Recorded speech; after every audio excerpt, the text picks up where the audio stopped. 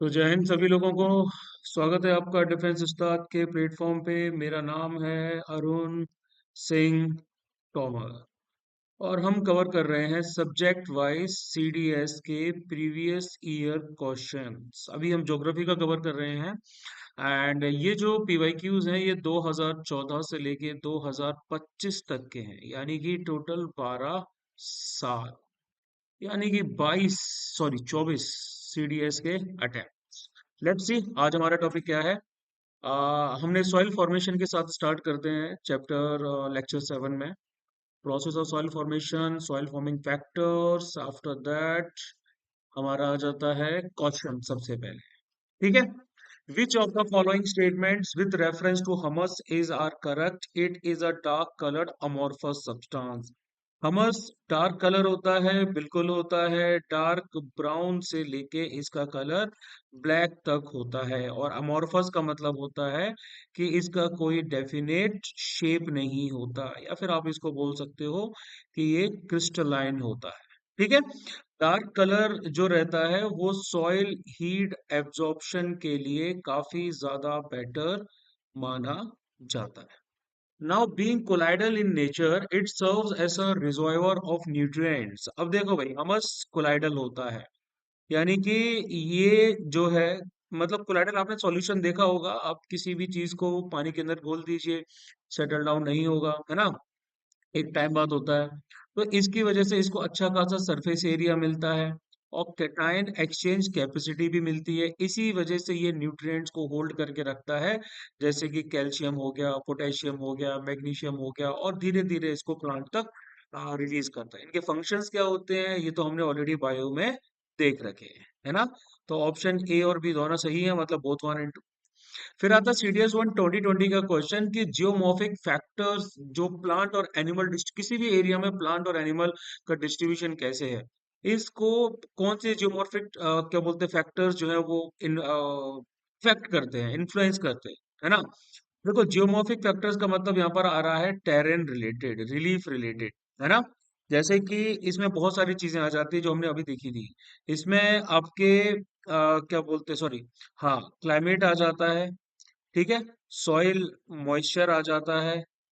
Sunlight से exposure कितना है वो भी आ जाता है। ठीक है। और सनलाइट की एसेसिबिलिटी कहाँ हो रही है, ये जो स्लोप्स का एग्जांपल आपको जो है वो दिख रहा होगा ना। एक तरफ आपका जो है अच्छी खासी वेजिटेशन है, वहां पर ज्यादा सॉइल की डेप्थ रहेगी। वैली साइड में सॉइल की डेप्थ ज्यादा रहेगी। यहाँ पर आपकी सॉइल का होराइजन ज्यादा अच्छा नहीं है, तो वहां सही से नहीं मिलेगा। तो देखो भाई, स्लोप एंगल की स्लोप एंगल एक बहुत इंपॉर्टेंट रोल प्ले करता है। स्लोप एंगल कैसे? देखो, जितना ज्यादा स्टीप स्लोप होगा उतना ज्यादा उसकी जो सॉइल होगी वो काफी ज्यादा डेवलप्ड नहीं होगी, यानी कि थिन सॉइल होगी। और जब बारिश होगी तो वो आराम से नीचे की तरफ, वैली की तरफ बह जाएगी, है ना। मॉइस्चर कम होगा तो वेजिटेशन उतनी ही कम होगी। स्लोप एस्पेक्ट की बात करते हैं, यानी कि किस तरफ का जो स्लोप है उसको सनलाइट का डायरेक्ट एक्सेस मिल रहा है ना। तो जो भी डायरेक्शन जहां पर सनलाइट का एक्सपोजर हो रहा है, जैसे कि साउथ फेसिंग स्लोप्स पे हो रहा है ना। नदर्न हेमिस्फीयर में मोस्टली जो साउथ फेसिंग स्लोप्स होते हैं उन पे ही ज्यादा सनलाइट पड़ती है, तो वो आपके ज्यादा वार्म होते हैं, वो आपके ज्यादा ड्रायर होते हैं। उसके बाद में आ जाता है रिलेटिव रिलीफ। रिलेटिव रिलीफ का मतलब होता है एलिवेशन, यानी कि किसी भी एरिया का टॉप मोस्ट पॉइंट और सबसे लोवेस्ट पॉइंट। तो ये जो टॉप मोस्ट पॉइंट और जो लोअर मोस्ट पॉइंट होते हैं ये भी क्या डिटरमाइन करते हैं, ये भी डिटरमाइन करते हैं कि किसी भी एरिया में पानी का निकास कैसे होगा, इरोजन कैसे होगा, सॉइल की डेप्थ कैसे होगी, किस लेवल पे, और हैबिटेट की डाइवर्सिटी कैसे होगी। तो ये तीनों चीजें प्लांट और एनिमल डिस्ट्रीब्यूशन को जो है वो देखती है। उसके बाद आते हैं लैंडफॉर्म्स एंड देयर एवोल्यूशन में। इसमें सबसे पहले हम स्टार्ट करते हैं रनिंग वाटर के साथ। इसको हम बोलते हैं फ्लूवियल। ठीक है। फ्लूवियल। तो फ्लूवियल में हमारा रनिंग वाटर में आपका आता है river regimes, youth, mature, old. Then उससे रिलेटेड लैंडफॉर्म्स जो हमारे रहते हैं। ठीक है। इरोजनल में वैलीज हैं, वाटरफॉल्स एंड रैपिड्स हैं, और यहाँ पर आपका बाहुबली भी है। ठीक है। Potholes, plunge pools, again Baahubali भाई, उसके रिस्पेक्ट में काफी चीजें आ जाती है। इंसाइज और इंट्रेंस्ड मीएंडर्स है, रिवर टेरेसेस हैं, डिपोजिशनल लैंडफॉर्म्स में एलुवियल फैंस हैं, डेल्टास हैं, फ्लड प्लेन्स हैं, नेचुरल लीवीज हैं, पॉइंट बार्स हैं, मिएंडर्स हैं एंड ब्रेडेड चैनल्स हैं, एस्चुरीज हैं। और उसके बाद सीडीएस 1 2024 का क्वेश्चन भी है। क्वेश्चन ये है, which of the following statements regarding river meanders is are correct? It is a U shaped bend in a river. तो हम सबको पता है कि मिएंडर इस तरीके का यू शेप बैंड होता है रिवर में, है ना? यू शेप्ड, या फिर इसको क्या बोला जाता है, इसको आप बोल सकते हो साइनस, साइनस बैंड भी बोल सकते हो। ठीक है, जो यूजुअली रिवर के मिडिल और लोअर कोर्सेज में देखा जाता है, मैच्योर कोर्सेज में देखा जाता है, जहां पर लेटरल इरोजन ज्यादा होता है, यानी कि साइड का इरोजन जो है वो ज्यादा देखा जाता है। ठीक है, तो ये तो सही होगा। An extremely tight meander is called a goose neck, it is likely to become a cut off और oxbow lake after a flood. देखो ये होता है गूज नेक, ये जो फांसी की गांठ होती है ना, इसको गूज नेक बोला जाता है। तो अगर एक्सट्रीमली टाइट meander है तो इसको गूज नेक बोला जाएगा। अब फ्लड के टाइम पे क्या सिचुएशन होती है मैं आपको बता देता हूँ। ठीक है, जैसे कि ये है भाई, ठीक, आपकी नदी कुछ इस प्रकार से बह रही है। अब लेकिन नदी ने डिसाइड कर लिया मैं यहाँ से बहूंगी, तो जब नदी यहाँ से बहने लगी तो ये जो एरिया है ये कट ऑफ हो गया। तो जब ये कट ऑफ हो जाएगा तो ये कन्वर्ट हो जाएगा एक ऑक्सबो लेक में, धीरे धीरे ये मार्श में बदल जाएगा। पानी कम है, कीचड़ ज्यादा है, तो मार्श कंडीशंस जो है वो ज्यादा डेवलप हो जाएंगी। तो ये स्टेटमेंट भी बिल्कुल सही है। उसके बाद में, tectonic upliftment can cause a river to continue downcutting along its meandering course producing incised और इंट्रेंच्ड meanders। तो देखो, टेक्टोनिक अपलिफ्टमेंट का मतलब होता है कि जमीन ऊपर की तरफ उठ रही है। फॉर एग्जांपल, कोई भी प्लेटफॉर्म है, नदी इसके ऊपर बह रही है, लेकिन जमीन ऊपर की तरफ उठने की कोशिश कर रही है। तो जमीन ऊपर की तरफ उठेगी और जो नदी है वो नीचे की तरफ जाएगी ग्रेविटी की वजह से, तो एक गड्ढा सा हो जाएगा जो कुछ इस प्रकार से दिखेगा। तो जब टेक्टोनिक अपलिफ्टमेंट होता है, या फिर जिसको क्या बोला जाता है, इसको बोला जाता है रिजुविनेशन, लैंड का रिजुविनेशन। ठीक है, तो रिवर अपने मेंडरिंग पाथ को मेंटेन कर रही है, वो अपने पाथ से भटक नहीं रही है, लेकिन वो नीचे की तरफ वर्टिकल डाउन कटिंग स्टार्ट कर देती है। इसकी वजह से इंसाइज्ड या इंट्रेंच्ड meanders आ जाते हैं। इसका सबसे प्रोमिनेंट एग्जांपल है कोलोराडो रिवर। ठीक है, तो ये भी सही होगा, मतलब 1 2 3 तीनों सही। अब इसी से रिलेटेड क्वेश्चन 12018 में पूछा गया था कि incise meanders are formed in the mature stage of a river. तो देखो, meanders का बनना mature stage of a river को बिलोंग करता है, लेकिन ये जो इंसाइज्ड meanders होते हैं ये नॉर्मली आपके मैच्योर स्टेज में नहीं बनते हैं। ठीक है, ये आपके रिवर के यूथ में बनते हैं। जैसे कि झेलम की बात करें, तो झेलम कश्मीर में meanders दिखाती है, जबकि वो वहां पर आपकी सिर्फ यंग यूथ वाली स्टेज में है, तो ये गलत होगा। Incised meanders are characterised by rejuvenation and upliftment of land. अभी हमने बात की थी कि यहाँ पर रिजुविनेशन होता है लैंड का, अपलिफ्टमेंट होता है, टेक्टोनिक अपलिफ्टमेंट हो रहा है, सी लेवल में कमी आ गई, डिस्चार्ज कम हो गया, या फिर वर्टिकल डाउन कटिंग हो रही है। तो ये सही होगा आपका, लेकिन इसमें सिर्फ statement 2 is true and statement 1 is false. आगे आते हैं सीडीएस टू 2014 में कि arrange the following features formed by the rivers in its course starting from the upstream, ऊपर से लेके नीचे तक। तो देखो, सबसे पहले जो है वो झरने बनना स्टार्ट होते हैं, वाटरफॉल्स। ठीक है, उसके बाद में क्या होता है, जब रिवर आगे मैच्योर स्टेज पे पहुंचती है तो कुछ इस प्रकार से मेंडर्स बनना स्टार्ट होते हैं। ठीक है, और मियंडर्स के ही एक पॉइंट पे आपके ऑक्सबो लेक बनने स्टार्ट होते हैं। और फिर उसका सबसे लास्ट में जब वो रिवर से मैच, समुद्र से मैच करने जाती है, तो वहां बन जाता है भाई हमारा डेल्टा। ये आपको डायग्राम से ही दिखा देता हूँ मैं एक बार, ज्यादा बेटर रहेगा। हाँ, ये देखो भाई, यहाँ पे वाटरफॉल्स बनेंगे, यहाँ पे जाके आपके मियंडर्स एंड देन डेल्टा, और यहाँ पे sorry meanders, oxbow lake and then delta. ठीक है, तो फिर उसके बाद हमारा, अच्छा ठीक है, लेक्चर 7 के क्वेश्चन होते हैं यही खत्म। आगे अब बढ़ते हैं लेक्चर 8 की तरफ। लेक्चर 8 में हमने क्या कवर किया है, अब चलो देखते हैं ज्योग्राफी लेक्चर 8 में कि हमने क्या कवर किया है। तो ज्योग्राफी लेक्चर 8 में सबसे पहले स्टार्टिंग होती है ग्राउंड वाटर से, यानी कि कास्ट टोपोग्राफी। इसमें इरोजनल लैंडफॉर्म्स आ जाते हैं, पूल्स है, सिंकहोल्स हैं, dolines, and then lapies, karrens and limestone pavements, caves, even, depositional landforms, stalactites, stalagmites और पिलर्स, टेरारोजा। और फिर हमारे सामने क्वेश्चन आ रहा है सीडीएस 1 2018 का कि by far the most common topographic form in the karst terrain is a sinkhole. देखो, ये बहुत स्टैंडर्ड सा फैक्ट है कि लाइमस्टोन वाले रीजन्स में, कास्ट वाले टेरेन में सबसे ज्यादा जो नॉर्मल टोपोग्राफिक फॉर्म है वो सिंक होल यानी कि डोलाइन ही होता है। और topographically sinkhole is a depression जिसकी डेप्थ 1 मीटर के आसपास से लेके फ्यू हंड्रेड मीटर्स तक भी हो सकती है। तो देखो सिंक होल आपका एक क्लोज डिप्रेशन होता है, ये मैंने स्टार्टिंग में आपको दिखाया था। ठीक है, ये स्वेलो होल होता है और ये होता है भाई आपका एक सिंक होल। ठीक है, तो ये सिंक होल कुछ इस तरीके के रहते हैं जो नीचे से फनल जैसे शेप के रहते हैं और यहाँ से केव्स वगैरह से कनेक्टेड रहते हैं। तो सिंक होल क्या है, क्लोज डिप्रेशन है। इसकी डेप्थ 1 मीटर से कुछ 100 मीटर तक भी आ सकती है, डिपेंड करता है कि ये आपका सॉल्यूशन सिंक होल है, कोलैप्स सिंक होल है या सब्सिस्टेंस सिंक होल है। ठीक है, तो दोनों के दोनों स्टेटमेंट हमारे हो जाएंगे यहाँ पे सही statement, both statement are correct.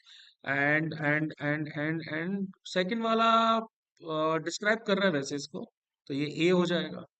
उसके बाद आते हैं स्टेलासाइट्स एंड स्टेलेगमाइट्स और फीचर्स। और देखो पता है ना स्टेलासाइट्स क्या होते हैं, स्टेलासाइट जो ऊपर से लटक रहे हैं इस तरीके से। लाइमस्टोन का पानी आया ऐसे बहने लगा, लाइमस्टोन को खोल के नीचे की तरफ टपकने लगा, तो ये आइसिकल्स की तरह होते हैं जो केव रूप से नीचे की तरफ लटक रहे हैं। और यही ट्रिपिंग कर करके क्या करते हैं, ऐसे पॉइंटी बना लेते हैं, इनको बोला जाता है स्टेलगमाइट्स, है ना। जो केव फ्लोर से ऊपर की तरफ उठ रहे हैं, जो कैल्शियम कार्बोनेट के डिपोजिशन की वजह से बने हैं लाइमस्टोन वाले एरियाज में। तो ये आपके कास्ट टोपोग्राफी का एग्जाम्पल है। आगे ग्लेशियर्स की बात करेंगे हम। ग्लेशियर्स में इंडियन आर्मी को आप देख सकते हो, again Indian army in the action, इससे ज्यादा मोस्ट अप्रोप्रिएट मुझे इमेज नहीं मिली। देन सर्क इरोजनल प्लेटफॉर्म्स में है, एरिड्स, बकशुंड, कोल्ड यानी कि saddle, crag and tail, firn, horn serrated ridges, glacier valleys यानी कि troughs, fjord, nunataks, snout, tarn. Depositional landforms में मोराइंस हैं, एस्कर्स हैं, कामे हैं, आउटवॉश प्लेन्स हैं, सेंडूर या सेंडार है, ड्रमलिन्स है, टिल्स है। एंड देन सीडीएस टू 2025 का क्वेश्चन कि इनमें से ग्लेशियल ट्रफ्स के बारे में कौन से स्टेटमेंट सही है। Alpine glacier strips valleys of their soil, regulate and sediment to form glacial troughs. देखो ग्लेशियल ट्रफ एक बार दोबारा से तुम लोग देख लो, इसे तुम्हें अच्छे से समझ में आएगा। ठीक है, ये होता है ग्लेशियल ट्रफ, समझ आ रहा ना, ये वाला डायग्राम, ये एरिया पूरा ग्लेशियल ट्रफ होता है।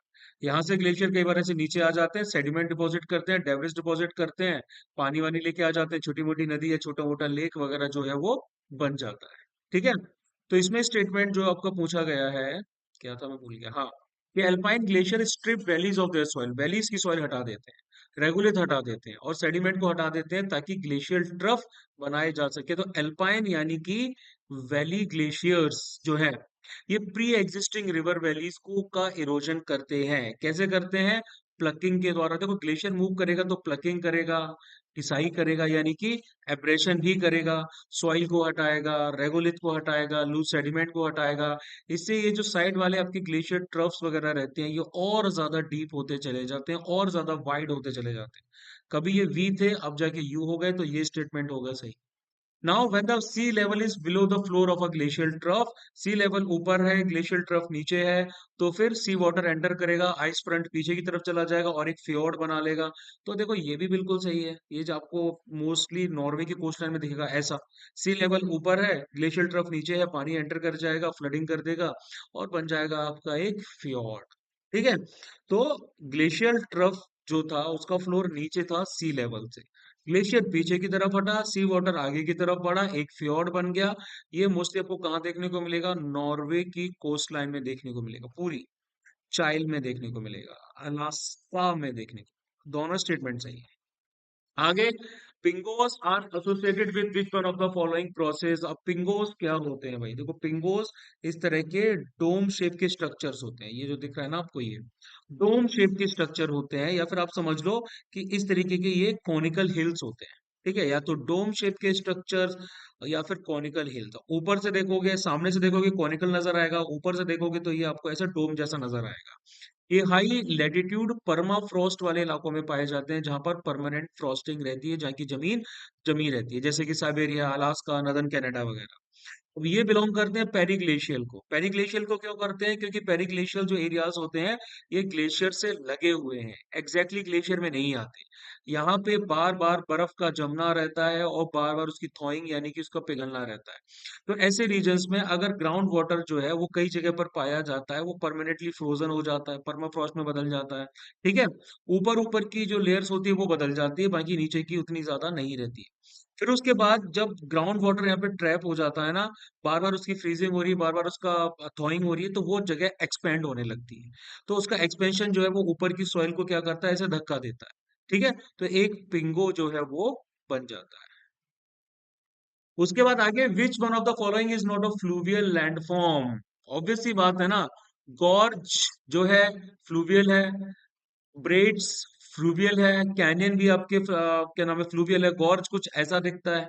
ठीक है, यहाँ से लेके यहाँ तक, ऊपर से लेके नीचे तक एक डीप नैरो वैली है, वर्टिकल इरोजन हुआ है, दोनों तरफ इसकी डेप्थ सेम रहती है, हार्ड रॉक्स में होता है। और ब्रेडेड चैनल्स तो आपको पता ही है, ये कुछ इस तरीके से नदी जब ऐसे हो जाती है, और कैनियन कुछ इस तरीके से डिजाइन रहता है। ठीक है, और ये जो सर्क है, सर्क भैया ये है हमारा, ये देखो सर्क, है ना, ये ग्लेशिएटेड माउंटेन्स के सबसे मोस्ट कॉमन फीचर्स हैं, ग्लेशिएटेड वैलीज में पाए जाते हैं। ठीक है, ग्लेशियल इरोजन में पाए जाते हैं। उसके बाद सीडीएस 1 2018 का क्वेश्चन है कि पोर्शंस ऑफ ग्लेशियल ट्रफ्स में एग्जिबिट रिमार्केबली फ्लैट फ्लोस। कई जगह ग्लेशियल ट्रफ्स में फ्लैट फ्लोर्स देखने को मिल सकते हैं। तो देखो, ग्लेशियल ट्रफ्स अगर आपका यू शेप है तो ऑब्वियस सी बात है यहाँ पे फ्लैट जो आपका फ्लोर्स है वो देखने को मिल सकते हैं। ये ग्लेशिएटेड वैलीज का एक वेल नोन कैरेक्टरिस्टिक्स है, खासकर जब ग्लेशियर्स आपके काफी थिक और परसिस्टेंट थे तो काफी ज्यादा डेब्रिस यहाँ पे जमा कर देते हैं। सही होगा। The flat floor in a glacial trough is produced by uniform glacial erosion. अब ये जो फ्लैट फ्लोर है ये आपका ग्लेशियल इरोजन की वजह से नहीं हुआ है। ठीक है, यानी कि देखो, ये जो ग्लेशियल ट्रफ था ये तो इरोजन की वजह से आपका क्या बोलते हैं बना है। ठीक है, लेकिन मोस्टली, एक सेकंड रुक जाओ, flat floor in glacial trough is produced by the uniform glacial erosion. वैसे मेरे ख्याल से होना ही चाहिए ठीक है, क्योंकि इसमें आपका एब्रेशन भी आ जाता है, ग्लेशियर जब मूव करता है, वो प्लकिंग भी आ जाती है बेड रॉक की। ठीक है, तो मेरे ख्याल से यूनिफॉर्म ग्लेशियल इरोजन आना चाहिए। ठीक है, and second is explaining the first. फिर उसके बाद हम वेव्स और करंट्स पे आते हैं। High rocky coast, low sedimentary coast, erosional में cliffs and terraces, sea caves and stacks, sea chasm, sea arch, depositional beaches. Modi ji chill कर रहे हैं यहाँ पे। ठीक है, डनकर्क की शूटिंग हो रही है। Dunes, bars, barriers and spits. Winds में फिर आते हैं एवलियन। ठीक है, विंड्स में एट्रिशन, डिफ्लेशन, एब्रेशन और कोरोजन। उसके बाद इरोजन में pediments, pediplains, demoiselles, desert pavements, bowls and caves, ट्रैकहाइंटर, inselbergs, ventifacts, wind bridges, yardang, playas, mushroom table and pedestal rocks. Depositional landforms में आते हैं बहाडा, सैंड ड्यून्स, और उसके बाद लॉइस डिपॉजिट्स, और फिर हमारे लास्ट के कुछ क्वेश्चंस। इनमें से कौन सा लैंडफॉर्म विंड इरोजन से बना है? सर्क, अभी बात की थी, ग्लेशियल लैंडफॉर्म को बिलोंग करता है, ये बनता है आइस इरोजन के द्वारा। स्टैक, ये आपका कोस्टल है, मेरीन लैंडफॉर्म है ना, वेव एक्शन की वजह से बनता है। और उसके बाद में स्टैक एंड जैगन बोथ, तो दोनों तो नहीं हो सकते क्योंकि अभी हमने स्टेब्लिश कर लिया, तो जैगन ही मोस्ट अप्रोप्रिएट आंसर होगा। जैगुइन जो है ये आपके विंड इरोजनल लैंडफॉर्म है, जो एरिड या सेमी एरिड रीजन्स में बनते हैं। डिफरेंशियल इरोजन होता है विंड के एब्रेशन की वजह से, गिसावट की वजह से। सॉफ्टर लेयर्स धीरे धीरे धीरे करके हट जाती हैं, है ना, जल्दी उनका इरोजन होता है। अपर लेयर्स ज्यादा हार्ड है तो वो टिकी हुई है, एक मशरूम या फिर टेबल टॉप जैसा स्ट्रक्चर बन जाता है। उसके बाद पेरी पेडिमेंट जो डेजर्ट या सेमी डेजर्ट रीजन्स में होता है उसको किस नाम से जाना जा सकता है? पेरी पेडिमेंट आपका ये जो स्लोपिंग एरिया है ना, पहाड़ के नीचे खत्म होते होते, ये होता है रॉक कट सरफेस होता है, जो कि माउंटेन के फुट पे पाया जाता है, एरिड या फिर सेमी एरिड रीजन्स में। मोस्टली लेटरल इरोजन होता है ऐसे साइड में, या पानी की वजह से सीट इरोजन होता है, तब ये पाया जाता है। तो जब बहुत सारे पेडिमेंट्स आपके मिक्स हो जाते हैं, मर्ज कर जाते हैं, तो ये क्या बनाते हैं? ये बनाते हैं बहादा। तो एक पेरिपेडिमेंट रीजन जो है इसको नॉर्मली आप बहादा के तौर पे भी जानते हैं। इंसलबर्ग नहीं होता भाई, आइसोलेटेड रेसिडुअल हिल होता है कुछ इस प्रकार से छोटा सा। ठीक है। और प्लाया जो रहता है वो आपका अंडरग्राउंड एक पानी का सोर्स रहता है जो नॉर्मली कई बार सूख जाता है। और जैगन तो हमने भी डिस्कस कर ही लिया है, तो आंसर विल बी बहादुर। 2016 का क्वेश्चन है कि इनमें से कौन सा विंड इरोजन के साथ रिलेटेड नहीं है। जैसे जैगन की बात करें तो जैगन तो अभी हमने देख ही लिया। ड्राइकेंटर की बात करें तो ड्राइकेंटर कुछ इस प्रकार का स्ट्रक्चर होता है, थ्री फेसेड स्टोन होता है जो कि सैंड वाली विंड के इम्पैक्ट से कुछ ऐसा बन जाता है एब्रेशन की वजह से। और डेमेजोइल्स की बात करें तो वो कुछ ऐसे दिखते हैं, पिलर लाइक स्ट्रक्चर होते हैं, इनको अर्थ पिलर या फिर इनको हुडू भी बोला जाता है कई कंटेक्स्ट में। इसमें विंड या वाटर का एक्शन रहता है, इरोजन होता है, एरिड और सेमी एरिड एरियाज में ये भी देखे जा सकते हैं। तो आंसर हमारा एक ही बचता है, विंड गैप। विंड गैप देखने में लग रहा है कि एलियन है, बट एक्चुअली में ये एक फ्लूवियल लैंडफॉर्म है, एलियन नहीं है। कैसे? देखो नदी हमारी क्या है, कुछ पहले ऐसे बह रही थी, लेकिन एक पॉइंट बाद उसका मन हुआ कि चलो यहाँ से बहा जाए, तो नदी जो है उसने यहाँ से बहना स्टार्ट कर दिया। ठीक है। तो ये जो एरिया हमारा क्या बोलते हैं, ड्राई रह गया, यानी कि ये जो ड्राई वैली जो है वो हमारी रह गई है ना। ड्राई वैली या इसको नौच बोला जाएगा। जैसे कि नदी पहले ना इस तरीके से बह रही थी, लेकिन अब ऐसे बहने लगी, तो यहाँ पे भी कुछ ना कुछ वैलीज टाइप की होंगी, है ना। तो ये गैप टाइप का बन जाता है। ठीक। इसको क्या बोला जाता है? इसको विंड गैप बोला जाता है, यानी कि यहाँ से सिर्फ हवा जाएगी, यहाँ से पानी नहीं जाएगा। और ये जो रिवर आपकी यहाँ से बह के चली गई ना, इसको बोला जाता है रिवर कैप्चर, या फिर आप इसको स्ट्रीम पायरेसी भी बोल सकते हो। ठीक है।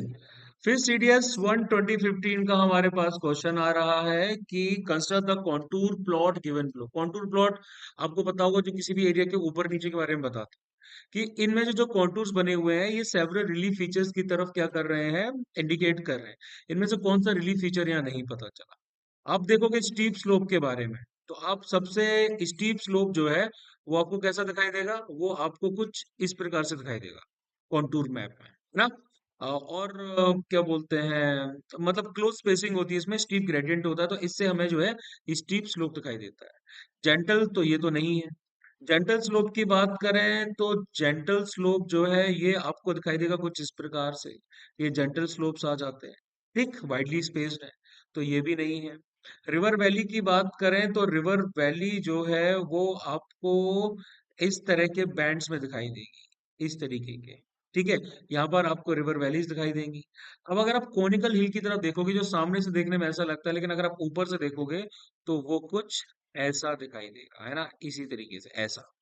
कोनिकल हिल यहाँ पर शोकेस नहीं है। कंसेंट्रिक सर्कल्स में कोनिकल हिल जो दिखाई देता है, क्लोज्ड कंसेंट्रिक कंटूर्स में हाइट जो है वो इनवर्ड यूनिफॉर्मली बढ़ रही है वैसे दिखाई देता है, तो वो यहाँ नहीं दिखाया गया। वैसे ये क्वेश्चन पूछा ही नहीं जाएगा, most likely not.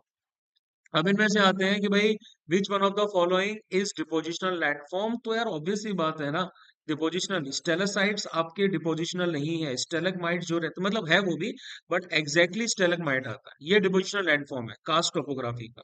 Calcium carbonate का डिपोजिशन ऊपर से टपक टपक के केव के फ्लोर पे हो रहा है, तो ये डिपोजिशन से बनता है, इरोजन से नहीं।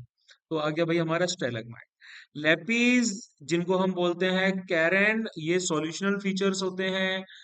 सिंकोल तो हमने डिसाइड कर लिया, सॉल्यूशन और कोलैप्स होते हैं, इरोजनल फीचर्स होते हैं। और केव्स भी केमिकल डिसोल्यूशन ऑफ लाइमस्टोन की वजह से बनती हैं, यानी कि ये भी इरोजनल है। तो भाई आप में से किसी को अगर CDS 1 2026 के लिए 1-to-1 मेंटरशिप चाहिए, या फिर आप जो है CDS के ऑनलाइन कोर्स में इनरोल करना चाहते हो, तो अभी भी टाइम है, आप ज्वाइन कर सकते हो। आपको DM करना है 8839961158 पर। चलिए, आज के लिए इतना ही। जय हिंद टू यू।